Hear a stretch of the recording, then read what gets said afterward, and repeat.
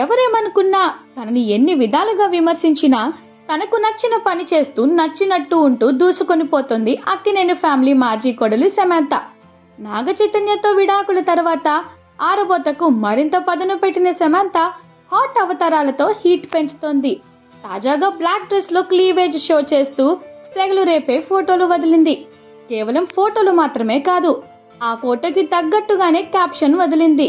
Disney princess గా fail అయ్యా, నేనిప్పుడు డ్రాగన్ ని అంటూ క్యాప్షన్ పెట్టింది సమంత.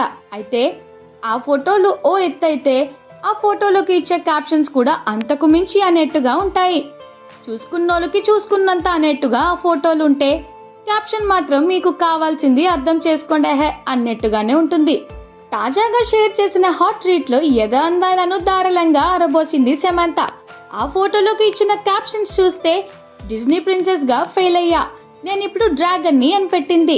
డిజ్నీ ప్రిన్సెస్ అంటే అపురూప సౌందర్యవతే కానీ పంజరం చిలక, తోలు బొమ్మ ఇలా చాలా రకాల అర్థాలను వెతుక్కోవచ్చు.